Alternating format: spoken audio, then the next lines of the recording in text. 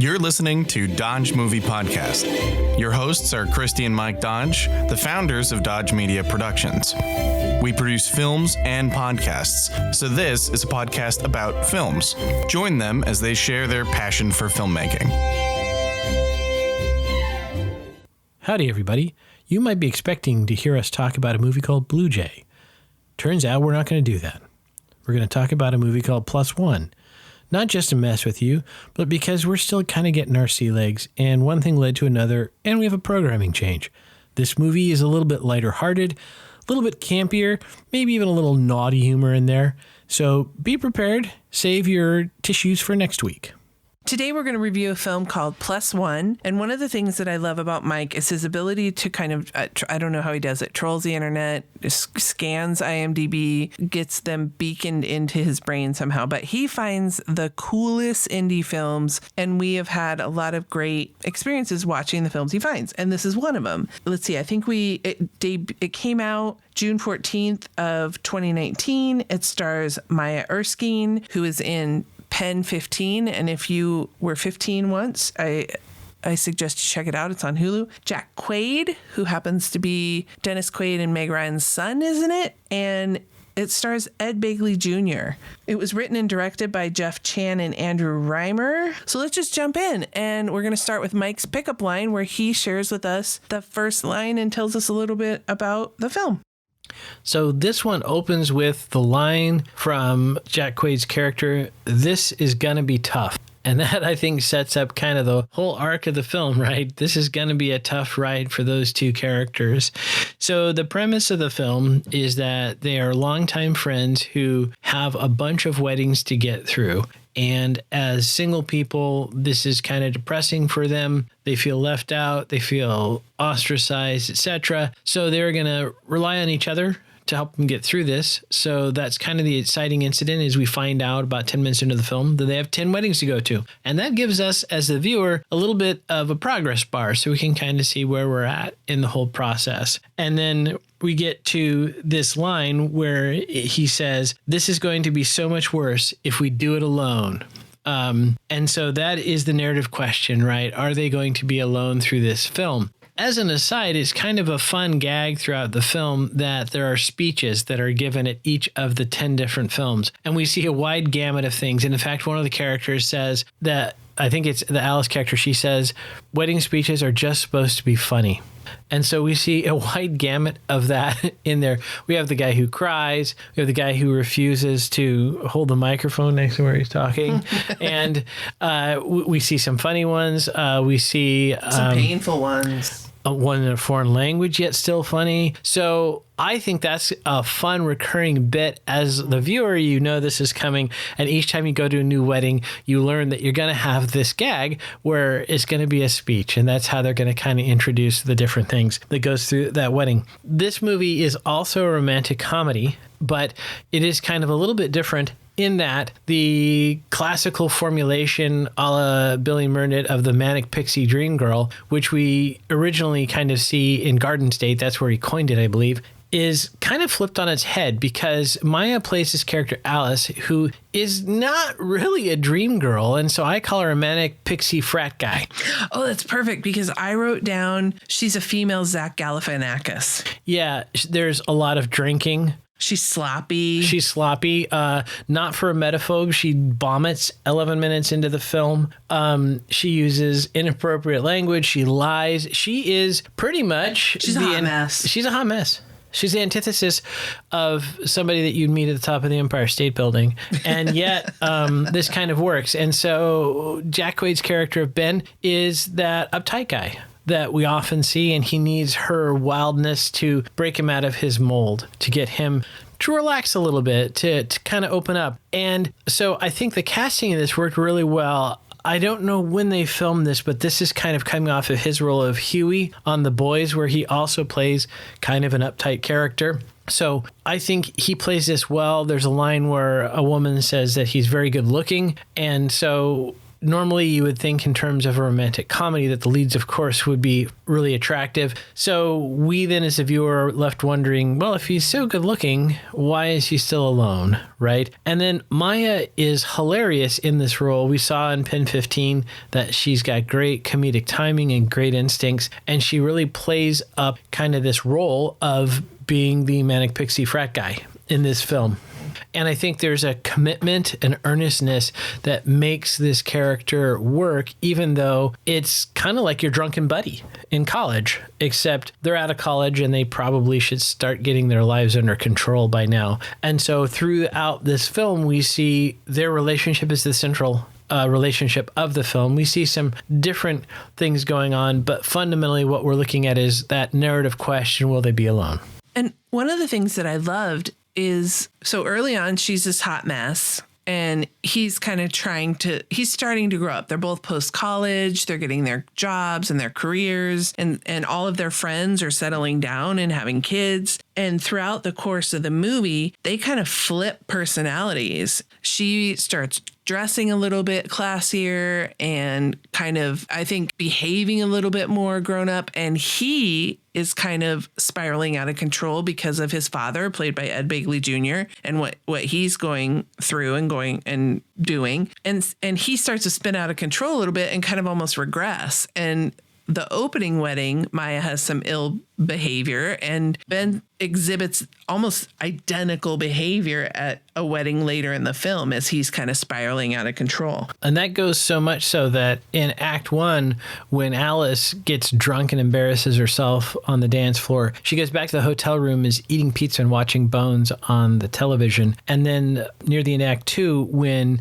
Ben's character does the same thing, he gets drunk and embarrasses himself on the dance floor, he ends up also in the hotel room eating pizza and watching television in the hotel room. So I thought that was a nice way to show us in the audience that the two of them had flipped roles, right? Yeah. And so that shows kind of, I think, a part of the characters changing, right? Their arc over time. And so that was interesting because the Alice character doesn't have as much of really an obvious change in her behavior because she just kind of grows up. Whereas the Ben character, I think we do see him building relationships and treating other people much better.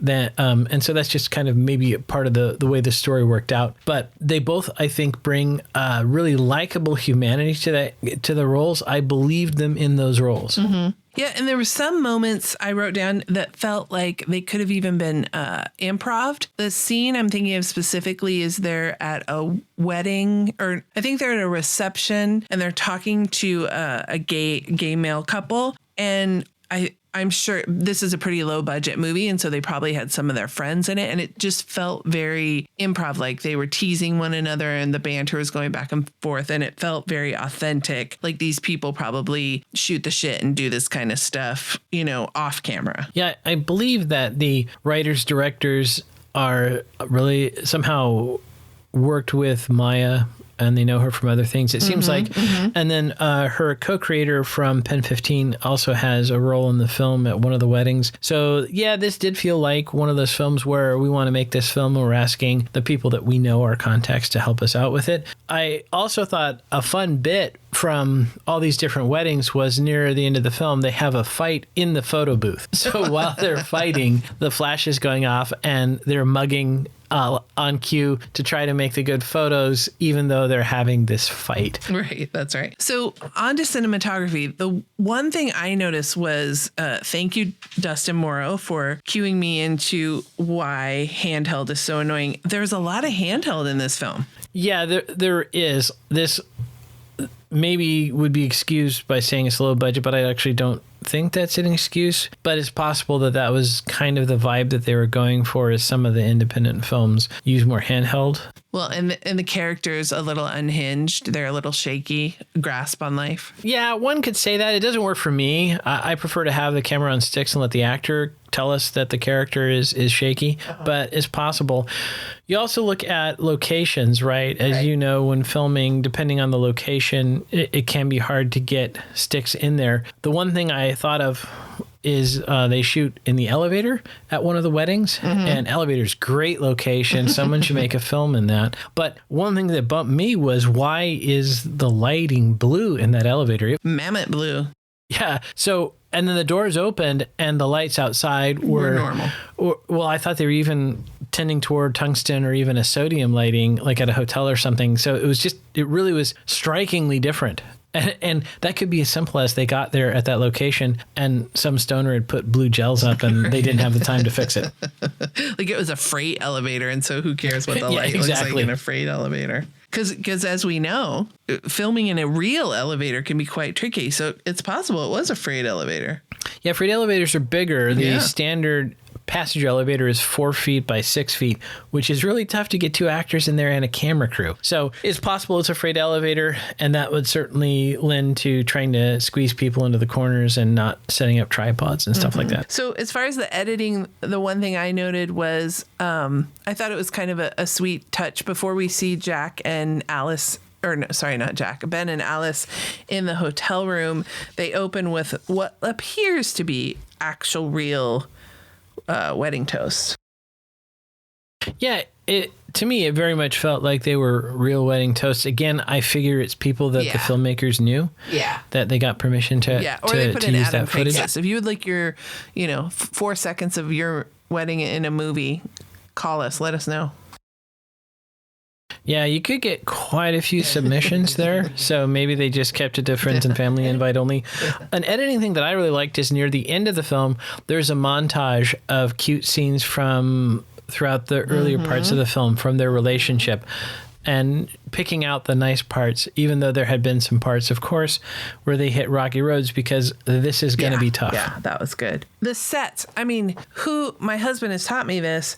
Weddings at night with twinkle lights blurred in the background. Could you have a more beautiful setting for a film? Yeah, they had some great locations where they had the strings of the Edison lights, really gorgeous lighting. Obviously, tungsten lighting makes everyone look their very, very best, looks gorgeous. So that was nice. I also liked how they had, for their 2 apartments, they looked pretty crappy. They look like something that I lived in when I was their age. And I appreciated that because to me, sometimes these characters have these gorgeous studio apartments and you think, how can they afford that? But in this case, it looked like a really crappy apartment that you would live in when you were that age. So I thought it was a nice touch on the locations. Obviously, 10 weddings, bunch of different locations. If you're clever, you could use something for something. So we know from the trivia that they used a hotel in Malibu for the hotel in Hawaii, because that's obviously much cheaper. And I wouldn't be surprised if the golf course scenes were shot at that same resort, right? And things like that. I mean, this is what I love about independent filmmaking, right? Absolutely. Is you have to be kind of clever about how you do these kinds of things. And a secret is that filmmakers lie all the time, right? We'll shoot creative. 3 rooms in the same house and make them look like they're in 3 different countries, right? But that's part of the movie magic, right? Or the business of show. Right, absolutely. And speaking of that, I loved when we learned that her boyfriend's left her, and when she comes back from the first wedding in that Show Don't Tell vein that is great filmmaking, the TV mounting bracket is on the wall, but the TV's gone. So like he left. Her boyfriend left. He took the TV, but didn't want to take the thing. So it's so sad. It's like worse than your boyfriend taking your TV. He leaves you the empty mounting bracket. Right, just really rubbing it in. Yeah. And then there's boxes and, obviously but it's like somebody half moved out, which is what happened. But it's just that extra knife in the heart to Alice that her boyfriend left. I thought that was good. So I mentioned how her wardrobe got classier. Was there any other costuming things that you noticed? One thing that I noticed is she was wearing the same shoes throughout like the first few weddings. So it's after the first wedding, I think she comes back and she's wearing like a tank top and Daisy Dukes and then these silver shoes that she couldn't even like manage to get a second pair of shoes. Right. That's how completely ridiculous she is. I was just going to say, and they referenced it, going to all these weddings is really expensive because you got to get the hotel room. And we find out later how Maya saves money on gifts or not buying gifts. So from a production standpoint and costuming, the thing that just caused me to cringe was there's a scene where Ben and Alice and probably at least a half dozen other actors jump into the swimming pool in their costumes. So additional, obviously we could, skip laving them so we could save the mics and that way loop it later or something. But just those costumes, like, oh my gosh, chlorine is horrible on clothes, and those poor people in the costume department. You get one take. We're not going to deal with this again. Although they would have had to have the cameras set up. I was going to say, I bet the actors just, you know what? I bet you that was the last shot of the movie. It very well could have been, but the good news is that they could put Ben and Alice in different clothing. So if that outfit was ruined, they could put them in something different for the remaining shots. There is a road trip montage at about 50 minutes into the film. Love me some road trips and some montages, so that was good to see. Elevator scene count of 1, so they had a shot in the elevator. Now that I'm aware of it, I see a lot of elevator shots. And fun trivia fact is Jack Quaid's mother is Meg Ryan, who is in Sleepless in Seattle, which we reviewed in the previous episode. And as you bring that up, I read in the trivia that several critics have described this film as this generation's When Harry Met Sally. And I could definitely see that because they have kind of a contentious relationship at the beginning of the film, and then they wrap back around. Except that the roles are kind of reversed in that Jack Quaid's playing of Ben is more the uptight character, and so Maya's Alice is more the Billy Crystal kind of character. So that's a nice gender swap in a sense there to reverse those roles. So is there anything else, any other miscellaneous tidbits, or are you ready to go to the numbers? I couldn't find the budget for this, but it was probably obviously a low budget film, but really well done. I thought at times some of the group scenes, some of the weddings, I thought, wow, weddings are expensive and they had to put on 10 of them, or have the appearance, but still there's some money there. It appeared on Hulu, so there are no domestic numbers, but worldwide it made $44,000, which didn't go in theaters very well. Man, I'd love for one of our movies to make $44,000, but I know for them that was probably a little tough. Interestingly enough, Ben Stiller was the executive producer. It was about an hour and 38 minutes. Its IMDb score is 6.6, and I'd rate it a little bit higher. I'd say like 7.5. Oh, I'd go even higher than that. I really like this film. That's why we're reviewing it. Yeah, that's true. There was only one pause, and that was to have a personal DMP production meeting about how to shoot a driving scene, because we have a film that Mike's working on the script, and we're hoping to put a driving scene in it. And so there was one pause, and that takes me to Mike's driving review. Yeah, the driving review really comes down to he drives a Prius, which is just no fun. That shows him as kind of a tech startup guy who's really uptight. So there's not a lot of fun there. But I do give credit to the character of Ben, because even when he has a carload full of 60-year-old stoned people, he's operating the motor vehicle in a safe fashion, and he doesn't like his father climbing in the back seat. Maybe a little bit more points if he'd pulled over for the passenger to switch seats, but I think in general did pretty well. Nice. And the smoochie count, Mike? Smoochie, smoochie, smoochie. Smoochie count, we have our first smoochie at 46 minutes in. We have a few more later in the film, but that's our first smoochie between the two characters, which, by the way, is followed a little bit later by my favorite line from the movie, Cooter's out. That's a fun scene for all you over 18. Look forward to it. Any head trauma? So there's almost head trauma. I don't quite count it. There's a scene where Alice shoves Ben out of a seat in a party bus while it's moving. So couldn't quite see whether his head contacted anything, but I'll count that as an almost head trauma. Well, that wraps it up for today. Don't forget to do your homework and watch Blue Jay, and join us again next week. Dodges never stop, and neither do the movies. Thanks for listening to Dodge Movie Podcast with Christi and Mike Dodge of Dodge Media Productions. To find out more about this podcast and what we do, go to dodgemediaproductions.com. Subscribe, share, leave a comment, and tell us what we should watch next. Dodges never stop, and neither do the movies.